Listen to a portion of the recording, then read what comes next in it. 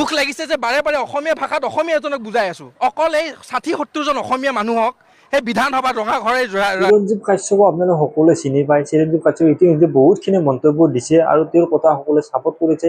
কিন্তু আজি এটা ডাঙৰ মন্তব্য কৰিছে চিৰঞ্জীৱ কাশ্যপ, বিশেষকৈ মুখ্যমন্ত্ৰীক টাৰ্গেট কৰি কথা কিছুমান কৈছে। মানে যেনেকৈ এছঅপি আনিছে বা হিন্দু মুছলিমৰ যিটো ৰাজনীতি আৰম্ভ কৰিছে মুখ্যমন্ত্ৰীয়ে, তাক লৈ কৈছে। কি কৈছে আপোনালোকে শুনিলে পাগল হৈ যাব। কাৰণ চিৰঞ্জীৱে কৈছে যে জুবিন দাই কোনো ধৰণে এছঅপি আজিলৈকে মানা নাছিল জীয়াই থকা অৱস্থাত, গতিকে আমি এছঅপি নামানো। আৰু লগতে মুখ্যমন্ত্ৰীয়ে যি হিন্দু মুছলিমৰ ৰাজনীতি আৰম্ভ কৰিছে, কাৰণ জুবিন দাই কেতিয়াও হিন্দু মুছলিম কৰা নাছিলে, গতিকে আমি সেইটো বৰ বেছি লাজ পাইছো। আৰু এনেকুৱা বহুত কিবা কিবি কৈছে মুখ্যমন্ত্ৰী। কি কৈছে আপোনালোকে এবাৰ শুনক। দুখ লাগিছে যে বাৰে বাৰে অসমীয়া ভাষাত অসমীয়া এজনক বুজাই আছো অকল এই ৬০-৭০ জন অসমীয়া মানুহক সেই বিধানসভাত ৰঙা ঘৰে কি কয় ৰজা ঘৰত তেওঁলোকে বহি আছে। তেওঁলোকে শুনা নাপায় নেকি, বুজি নাপায় অসমীয়া ভাষা?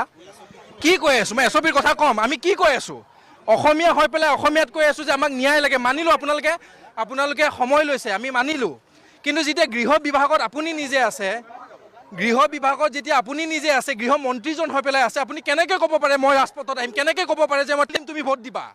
কেনেকৈ ক'ব পাৰে ১২৫০ টকা দিম যে তুমি মোক ভোট দিবা? আমাক সেনেকুৱা ভোট নালাগে বা সেনেকুৱা ৰাজনীতি নালাগে। এছপিৰ কথাত আহিলোঁ।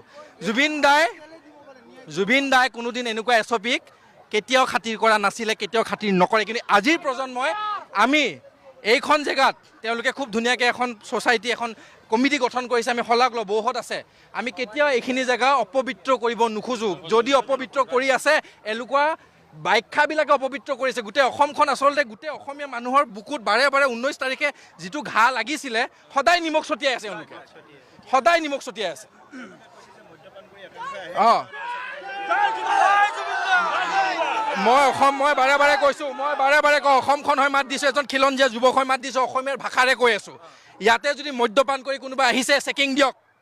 যদি বিধানসভাৰ আমাৰ সচিবালয়ৰ সন্মুখত যিদৰে চেকিং পৰে ১৫ আগষ্ট ২৬ আগত যেনেকৈ সেই মেচিনটো সোমাই দিয়ে, বিদ্যা কৈছোঁ, বিৰাট ভাল পাম।